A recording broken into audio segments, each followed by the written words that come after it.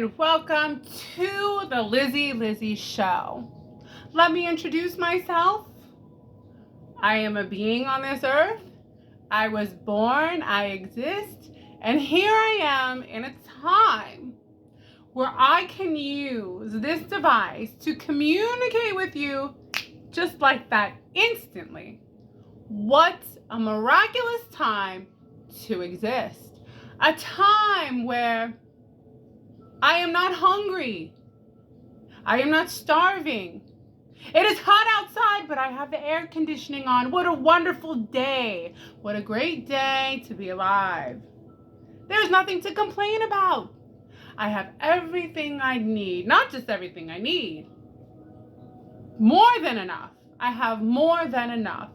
So with that having been said, ladies and gentlemen, I am here to invoke the higher light out of your soul to join me today to discuss many topics.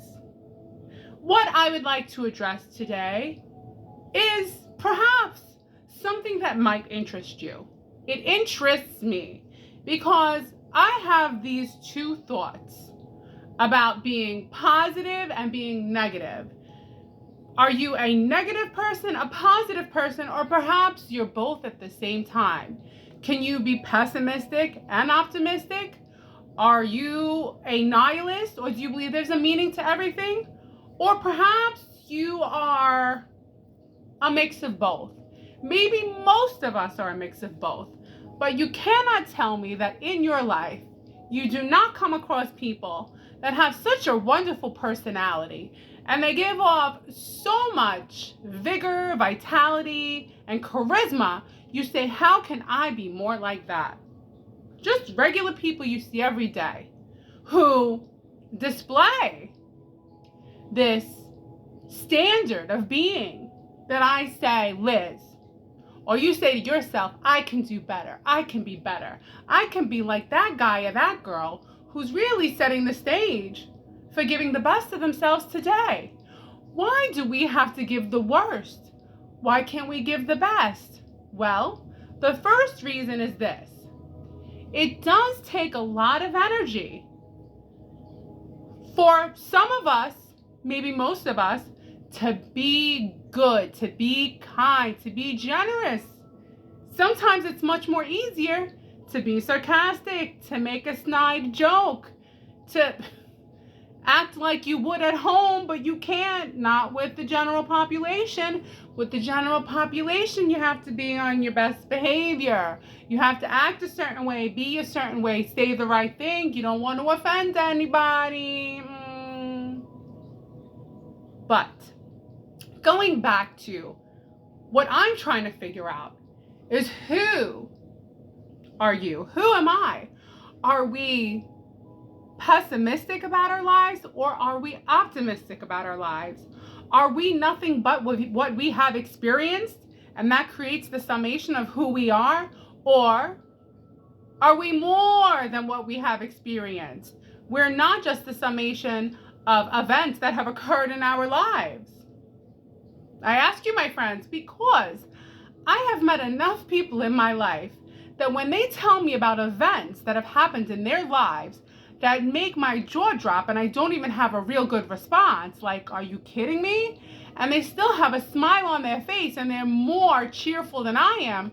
I said, Liz, it has to be that we're just born a certain way. It has to be that some people, from the day they're born, are given the gift that no matter what happens or what problems arise, they seem to rise out of it. You like that? So no matter what problems arise, no matter how tragic it is, no matter how really appalling the problem is, they rise out of it.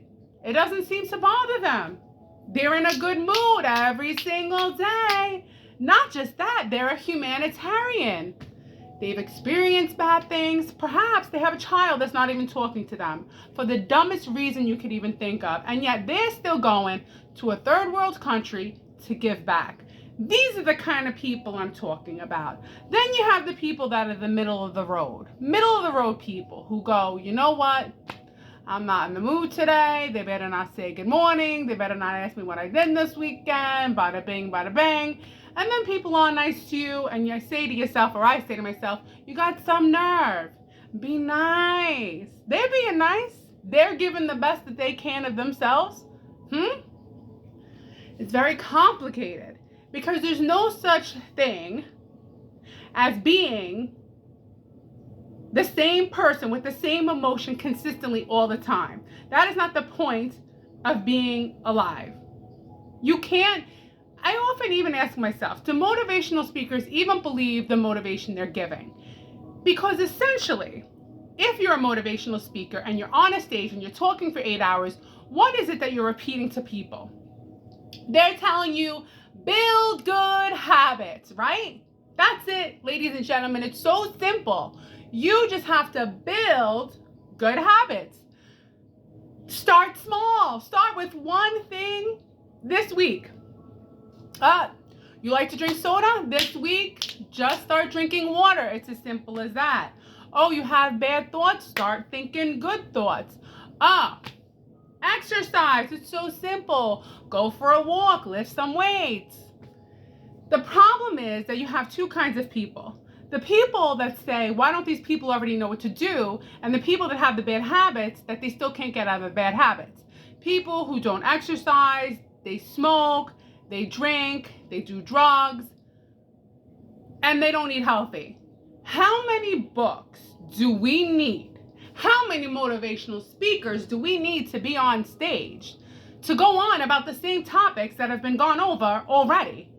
Okay, eat healthy, do some kind of physical movement to keep your body in motion, to keep yourself in shape, right?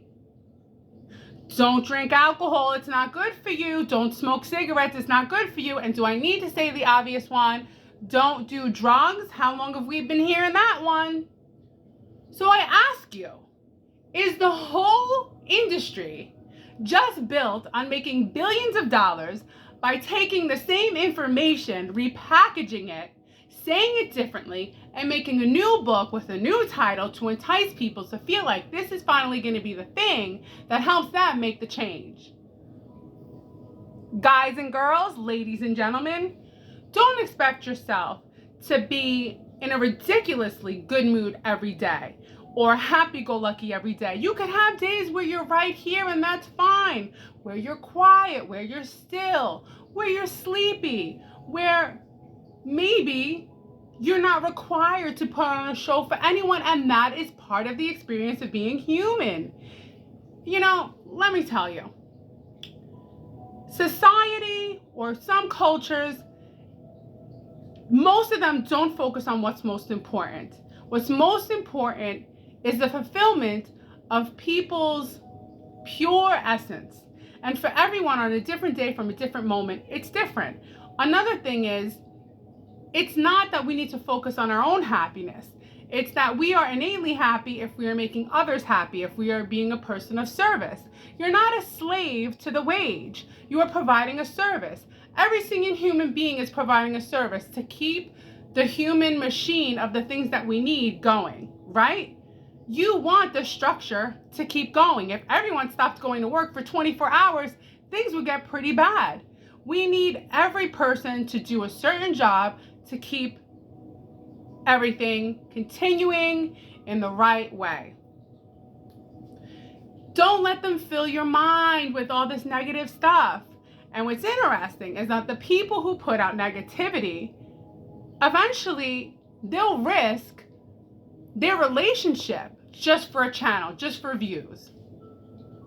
So they'd rather get more views on a negative topic because that's what has more value to them than the real person in their real life that maybe is against the channel. For example, I'm not going to say names, I'm not going to say the person, but I've seen it happen.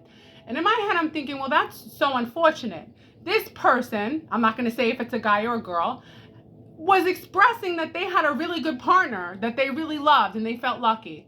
But then all of a sudden, the things they were doing on the channel made them feel like it was either the channel or them. I don't know if it was to that extreme, but you know, we're going to different extremes now, like feeding the monster of this group is totally bad or this is totally bad. Like, nothing is totally bad. Everyone is an individual. You don't know anything unless you talk to the person and get to know them. I meet people all the time, every single day, of every age. You think I know them the first 5 minutes that I'm walking them to my room before I do an ultrasound on their heart? No, but eventually I start talking, we start talking, I get to know everything about them. You know, people go through things. You know, let me say this. I meet people that are in their 80s and they've lost their children at 50. You know how many 80-year-olds are walking around who've lost their children in their 50s? And like, they still keep going, and they're in a good mood, and they're with their wife or husband. And usually it seems like their son or their daughter had a stroke or a heart attack. Usually it seems like that. Or there's other things that happen, but I'm not going to say it here. But the strength that these couples have that are like 80 and over, and you're like, here I am going throughout my day, and I said, holy cow, these people lost their child, sometimes one or two, because they're from the generation that they had 4 or 5 kids, and they still keep going. I mean, what's more stressful in a relationship than that? Losing a child, but like a 50-year-old child, because people are doing less for themselves. The problem with work, in my opinion, agree or disagree, that's fine, is it's too much sedentary work. We need more work where, I get it, on one end people say that blue collar work, it destroys your body. Well, maybe the blue collar work doesn't have to be as hard. I don't know, I'm not an expert in it, but I do still appreciate jobs where you're physically doing something versus you're stuck in like a building all day, every day, staring at a screen all day, every day. Is that natural? Is that physically good for you? No, no, no, no, and no. That's why you feel like, yeah, robots or artificial intelligence will definitely take over anything that goes through the experience of computers or AI, because it can plug right in and do it. Artificial intelligence isn't going to take over plumbing. Anybody who's a plumber, anyone who's a builder, anyone who does anything physical, even, look, don't let them tell you they're going to take truck drivers' jobs away, because they're not. I honestly think that it's another way to get our attention, the whole artificial intelligence and how they're going to take everybody's job. I think mostly what it's doing, it's taking like the customer service thing, which is very annoying. I hate when I call up and I'm hearing a robot instead of a person. Although one time I did talk to someone from Egypt, that was nice. But otherwise, they're going to take the jobs that require intelligence. Not to say that you're not intelligent when you're doing these other physical jobs. But what I'm saying is that the physical jobs make you feel more emotionally well, right? Like, you feel better when you're physically doing something and accomplished. I'm not saying, like, another example, the roofers. And I'm not putting down any sex. I'm not putting down the women. But do you ever see women on a roof? No, you don't. You don't see women on a roof. It's always men on a roof. And do you ever see women? Very rarely, maybe they're holding up the stop sign, in construction. And you know why? Very rarely, very small percent. Well, one of the biggest reasons, I think, is the porta potty. I don't think women, are going to the porta potty.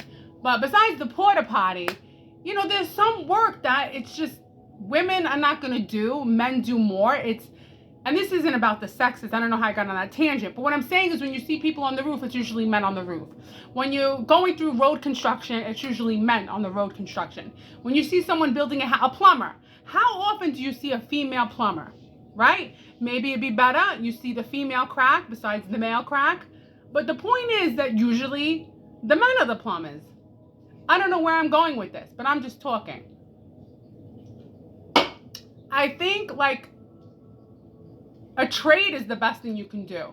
Because when all is said and done, if my air conditioning isn't working, who do I want right now more than anyone? I want the guy or the girl who's going to come and fix my air conditioning. When I have a problem with the pipes, like I did recently, who did I call? The plumber. The plumber came. He fixed it. He had to replace the pipes. I said, thank you so much. You're like the best thing that ever happened. it's like the most important people are the ones, I mean, everybody's important. What I'm saying is that, where am I going with this? I'm all over the place, having a one-way conversation. What I'm saying is that when I go to work and I'm at a point in my life that it's not a skill and I'm doing cardiac ultrasound. It's something I'm so at a point where I'm kind of numb to it. Like I just do it. It's a job. And if I'm able to I have moments that are a little bit fun, moments where I enjoy it. But mostly when you work in the medical field, if I'm doing mostly inpatients, the energy is imbalanced. You know, I'm giving to them, what do you need? What can I do for you? And it's a constant drain on the health cares, the person who's giving cares energy. So that's why it's not so happy-go-lucky when you work in a hospital. Although I do feel like it's less now than when I was younger. I remember walking through the hospitals when I was younger and everybody was more happy. I don't know. Maybe it was the area I was in. Who knows? Maybe it's the area I'm in now. Again, who knows? I just know what I'm surrounded by in my environment right now. But it's funny. I was talking to this one lady. I talk to everybody, right? And she was literally about to use the bathroom. And she's like about to close the door. We're having like toilet talk. Did you ever hear about that? Talking while someone's about to use the toilet. And she was telling me how her and her husband had just come back from a cruise. And she was telling me I needed to go on a cruise. Now, ladies and gentlemen, I won't be going on a cruise. I have 2 cats. They don't get along. Also, I don't like all the stuff that goes on with cruises. Like all the pollution they put in the ocean. But nevertheless, I'm sure cruises are the best thing, the most fun. Because the way she was describing this cruise, as she said, everybody was so overwhelmingly nice and happy that they can't wait. She's already booked another cruise. Next year, she's going again. And so we were having this conversation. And I said, what would it be like if there was a town that was as friendly as the people on this cruise? And she goes, oh, no, I don't think so. I don't think it exists. I said, it's pretty sad that you don't think it exists. Because people, I don't know where you live. Maybe where you live, people are like the people on this cruise. But they're not overly, I mean, you get a little bit. You get a little bit here and there, like a sprinkle of people who might smile at you in the car. But everybody looks like they're your enemy. You know what I mean? Like, what did I do? Like, I'm on the defense. Like, I did something wrong. Not everybody. I'm just saying it could be the area you're in. It could be everywhere. It could just be my perception. It could just be where I live. But being human is very annoying to be, because I'm looking at my cat. I'm working out downstairs, right? Because my gym's in the basement. And I'm looking at the cat. And I said, look at this cat. He doesn't need to watch anything. He doesn't need to do anything. He's just sitting there on the bench, just looking forward. He doesn't need to be finding something on YouTube to watch, finding something to distract himself. He's not worried about going to work tomorrow. He's not worried about the rest of his life. He's not worried about, life after death and his spirit. He's just happy that he has a home and he's fed and the air conditioning's working. But as a human, all I can think about is how much time do I have left? I don't feel like going to work tomorrow. I got 5 days straight. But wait a minute, Liz, be grateful. You have a job. You have food, the air conditioning's working, like you don't have any pain in your body. These are all positive things. So I'm constantly going between being really positive to really annoyed. Because I'm positive, but then I'm annoyed because I don't feel like going to work. Or maybe 3 days a week would be enough for me. 4 at the most. But it's just that the thing is, I read something that kind of blew my mind. And it said that we only have 4,000 weeks. 4,000 weeks. And I said, wait a minute. I'm reading this. I'm like, 4,000 weeks? That doesn't seem like that much. So I divided 52 into 4,000 and I saw 76 years old. So basically it's based on if you live till you're 76. So if you which is actually the average age men die. Which is why women should date younger, because we live older. All right. Because, where am I going? Okay, so 76 years. So as you get older, you have less weeks, and it just, I don't know, what's the whole thing about? And the thing is, when you have no, I don't know, I don't want to just a vacation to look forward to. And it's not that don't like my job. I just be nice to do something different, I guess. I don't know. And then at the same time, while I'm doing my job, I say to myself, Liz, you're lucky. It's a good job. You're lucky you have a career. This is what you always wanted. That's another thing. This is what I always wanted. I couldn't wait to have everything I have. And then you get there and you're like, all right. You know? I don't know. I think being human is interesting. Because most of us, all we want to do is complain. And it's a lot of fun. I mean, isn't complaining fun? Some people never complain. And I'm like, what's wrong with you?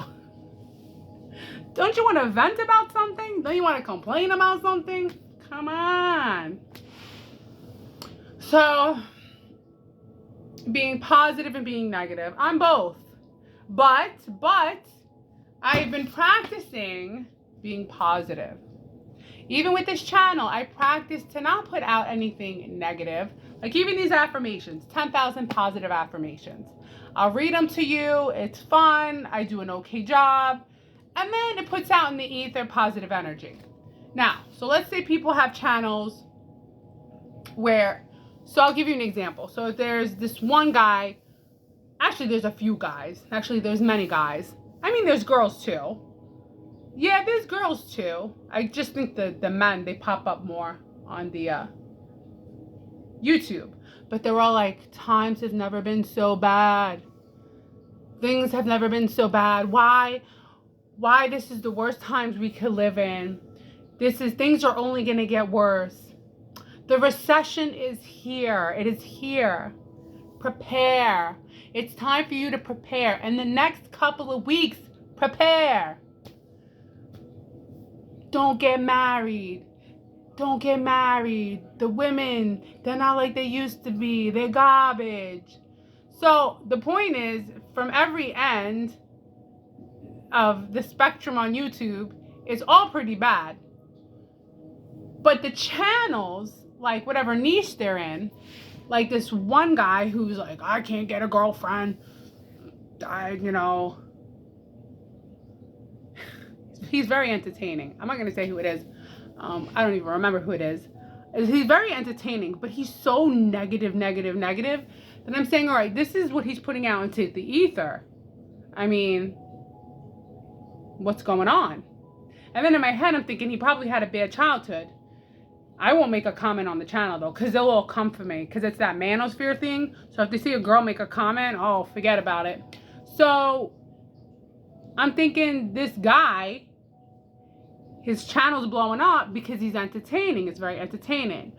And that's fine. We all like to be entertained. But nevertheless, I do think that it'll be hard for him to attain essentially what he wants. He does want a female partner. He does want a wife. He does want to be with someone. That's usually, mostly, what I'm getting from what he's saying. But it's so much negativity that he's like pushing it away. Do you know what I'm saying? But then at the same time, I'm thinking in my head, but he's growing on YouTube, so maybe that's the narrative he's going to stick to. See, people stick to the narrative that works. Like me when I was doing wrestling. It was the narrative that was working. Everybody was watching. But then I said, you know what? Forget about it. I can't maintain it. I'm just going to come on here because I could talk whenever I want about whatever, and I can maintain that. I don't want to just do what I know is going to work for people to watch. I'll do what I can do when I can do it. That's it. Because I'm just doing this as a hobby. This is literally a hobby for me. I don't do it for money. I don't do it to gain more notoriety. Notoriety for what? You know what I'm saying? I'm not an expert at anything. I'm just alive like you. You're alive. I'm alive. Maybe you think like I do. Maybe you think, we all think differently. I mean, everyone has their own thoughts, right?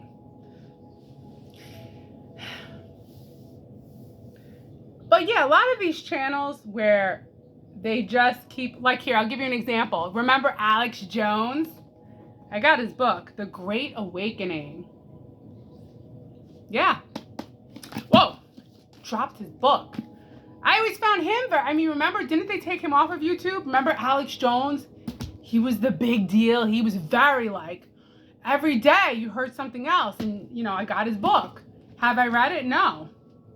But, I try to become more intelligent by reading. Then I buy a book and I don't even read it. So who's the problem here?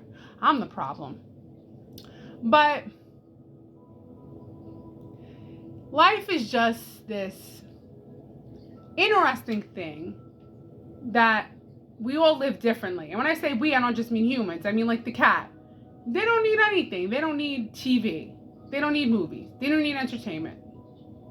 They don't need a job. They don't need a 401k. They don't need anything.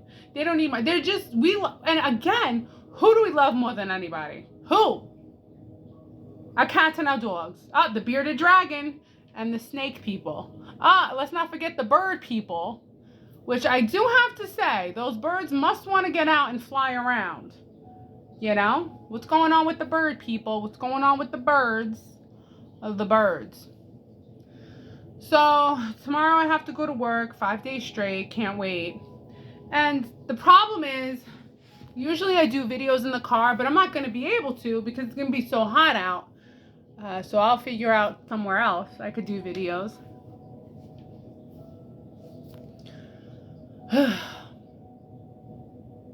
Well, it is Mother's Day. So what should I do for Mother's Day? Well, ladies and gentlemen, my mother, it's going to already be 10 years since she left her physical body. That's also another thing. You notice how time flies after someone or something passes away. Like all of a sudden it's 10 years and you're like, and I will tell you something else. Now, remember, this is comical. Don't take this too seriously. But I was actually talking to my friend Abby at work, and she's 25 years old, and we were laughing because I said to her, I said, you know what? I said, I'm not worried about dying or being dead. I'm worried about like my body once it's like left there, and like who's gotta like pick it up and like dispose of it, or you know what I'm saying? Like that's what bothers me. If only I knew when, to get prepared. You know what I'm saying? Because all the things, like you won't even be there, and they're just gonna be like doing stuff to the body. My mother donated her body to Legacy. I should call them up and donate too, because then you get a deal. You get a deal on the coffin. You get a good deal. Because you know what? When I'm dead, you don't need to spend any money. You know what I'm saying? Nobody even needs to know. Don't feel bad. Feel glad. We all have a temporary time here. And like Alan Watts said, the best thing is you no longer have to pay bills, no more responsibility, no more looking for something to watch to entertain yourself, no more dreading Monday, Tuesday, Wednesday, Thursday, Friday. If you're in pain, the pain will go away. The worst part is if you have animals and you leave them. That's the worst part. Or if you have children. I'm sorry. All right, now. I will say this. The best part of being alive, the best besides like animals, is eating. Eating, drinking, not alcohol, coffee. That's why it's funny when people say, oh, I'm going to give up coffee. But then what's the point? Give up, one of my only pleasures in life.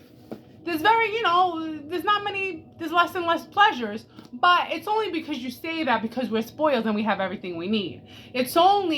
People start overspending on things because they have excess money, because you have your food, you have your home, but then they're like, oh, I have extra money, so let me buy extra junk that I don't even need, that you can't take with you.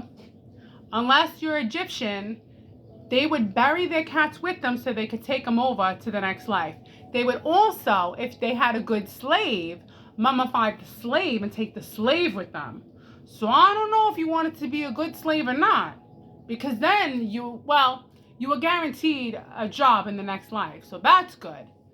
Talk about a good reference. Huh? I don't know. What was that? That was something. Sitting here, you know what? People who meditate, they have to sit like this. It's not comfortable. It's not comfortable. I should try to meditate. And that's about as long as I could go. But listen, I'm not putting it down. I love watching stuff. I like watching stuff, listening to stuff. But then I feel like I'm always longing for more. And the thing that I'm longing for is real life events. Real life experiences, real life adventures. But they happen less and less because, you know, you work full time, and then whatever time you have left when you come home, you're lucky you have enough energy to work out, cook, watch some TV, you go to sleep. And human beings, we're so smart that it's a curse. Because we're intelligent enough to know, like, of how much time we have left and how much time we're giving away and what is it all for. I mean, it could be worse. It was worse in the Middle Ages. It was worse in the Victorian times. I mean, no one even had a toilet.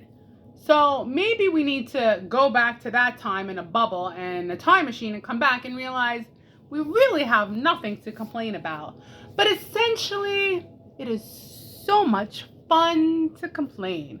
My favorite people are people who complain more than me in real life. In real life. Like if I'm working with someone who's like a grump and who's complaining, I'm like, give it to me, keep on going.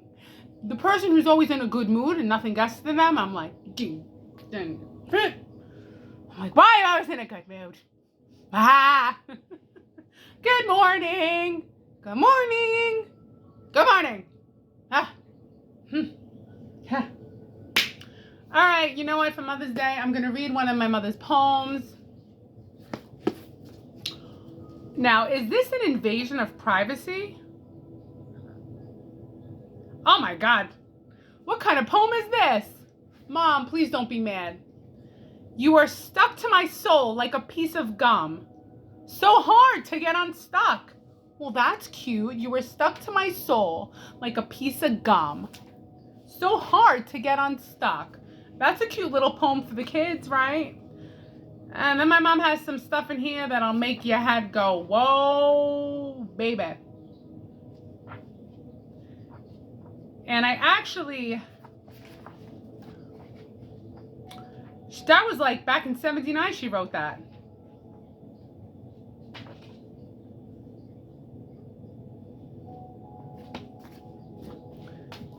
Here's another diary. Let's see if this one's better. Huh. See these pages that were ripped out? No joke. My father ripped them out. He was mad at some poems she wrote about him. So, and how do I know? Because she wrote it in the diary. But they had a crazy, here's the thing. My mom chose to be with him. They had a crazy relationship. She didn't have to be with him. She should have known he was crazy. He actually hid in my cousin's closet in California, looking, because my mother was staying with her cousin, with a fake toy gun, jumping out going, where's Elisa? Where's Elisa? And my mother's cousin was traumatized after that, and yet still my mother went back with him. So here I am. This is where I come from. Craziness. Two people who, you know, you get addicted to the drama. You get addicted to the craziness. Who wants to be with someone who's like calm and relaxed? All right, that's it for this video. Hope you enjoyed. It's a video, it's like Seinfeld, just a show about nothing, right? What is this? You know, it's funny how like you just make a bookmark out of anything. All right. Well, drink, eat, and be merry. And let's see how long I can meditate. Here we go.